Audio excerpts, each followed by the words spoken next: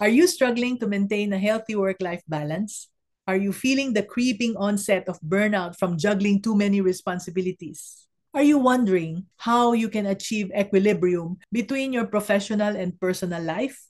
Hi, I'm Mami N, your Mami Negosyo, and if you're in search of balance, then you're in the right place. Because in this video, I'm gonna share strategies for achieving work-life balance and preventing burnout. And here are the 5 strategies that we will address in this video. The first one, prioritize and delegate. The second one is to set boundaries and stick to these boundaries. The third one is to make time for self-care. Next, to use technology wisely. And the last one is to regularly assess your work-life balance. Now, let's explore each step to help you create a lifestyle that allows you to thrive both at work and at home. Sounds like something you've been wanting to learn for a long time, right? Great. So let's start with tip number 1, prioritize and delegate. So begin to prioritize and delegate when possible, because trying to do everything yourself can lead to burnout. Trust me, I've experienced this myself. I've also talked to a lot of women like you, and they fell into this trap. So identify the most critical tasks that require your attention and delegate the others to team members, or you can even outsource them.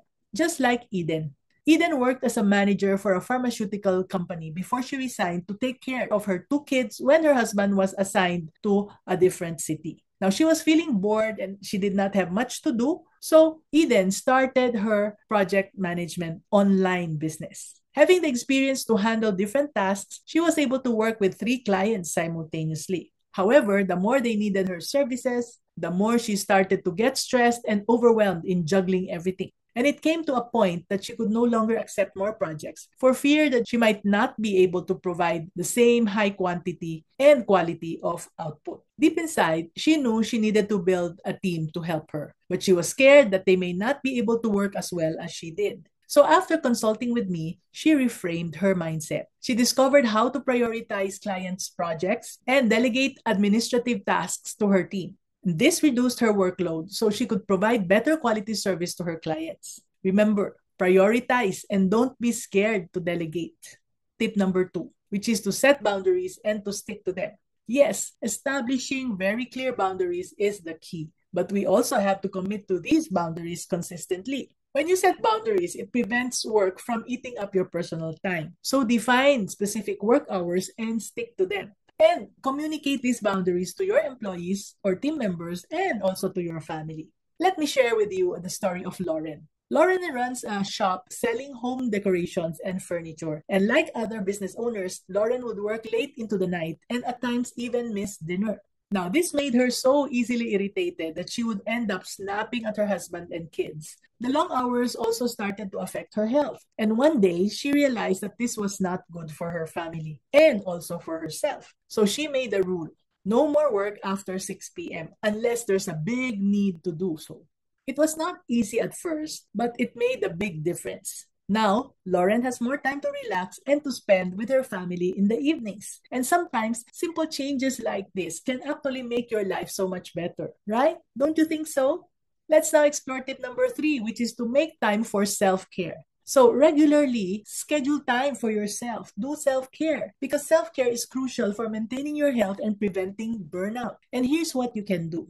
Incorporate activities that relax and rejuvenate you into your weekly routine like exercise, hobbies, or meditation. Here's an example. Anne used to run around like a headless chicken every day. And this means that she would be extremely busy or frantic, often without achieving anything meaningful. Obviously, it wasn't doing any good for her, her family, and her business. Then she learned to practice mindfulness meditation every morning before starting her workday. And here's how she does it. She'd sit quietly for just 10 minutes and she'd focus on her breath and gently let go of any racing thoughts. Now, this simple routine allowed her to clear her mind, reduce stress, and approach her tasks with renewed focus and clarity. And as a result, she found herself more productive and better equipped to handle the challenges of running her business for the day. So, with that in mind, let's now move to tip number 4, which is to use technology wisely. Use technology to help you with your tasks, but remember not to spend too much time glued to your screens. Yes, technology can be helpful, but it can also make it hard to balance work and life. So beware of falling into the rabbit hole of endless scrolling on your screen. And instead, use tools that make your work easier, but also take breaks from screens to relax and to spend time with your family and your friends. This way, you can stay productive and enjoy life outside of work as well. Just like my coaching client, Banji. Banji was a private school teacher who was forced to resign when she got sick.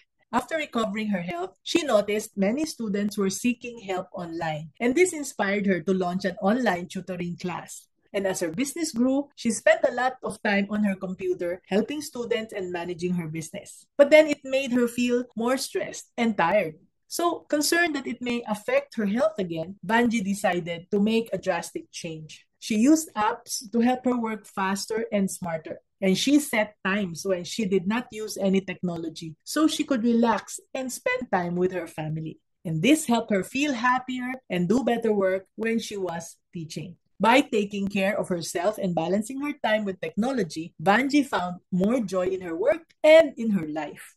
Finally, tip number 5, regularly assess your work-life balance. Do you do regular checks? You see, regular assessments help you adjust as needed to maintain balance. So reflect on your current work and life situation every few months. Make changes if certain areas are being neglected. Just take a look at what Marjorie did to fight the overwhelm from the demands of operating her chicharon business. You see, Marjorie poured all her energy into building her business. She was too hands-on that she started to neglect other important aspects of her life. These included spending time with her family and taking care of her own well-being. And this left her feeling stressed and burned out. And so, after reaching out to me, she discovered that she had to do regular checks. And from that, she diligently set aside time every month to review her work schedule and her personal commitments. During these monthly reviews, she assesses her workload, upcoming orders, and personal priorities. And Marjorie's monthly reviews serve as a safeguard against overcommitting to her chicharon business at the expense of her well-being. And this routine keeps her organized. It ensures effective time management and helps maintain a healthy balance as a business owner and as a homemaker for her. Now, you know that achieving work-life balance is crucial for your well-being and it prevents burnout. So this allows you to enjoy both your professional and your personal life and therefore find a balance that will work for you. Remember, it's not about doing more, it's about doing what's important. And if you're ready now to learn more and to take your business to the next level, remember to subscribe to my newsletter and our free starter kit at maminegosyo.com. That's maminegosyo.com for more insights and tips. Thank you for joining me today. This is Mami and your Mami Negosyo saying, be business-minded, Pinoy.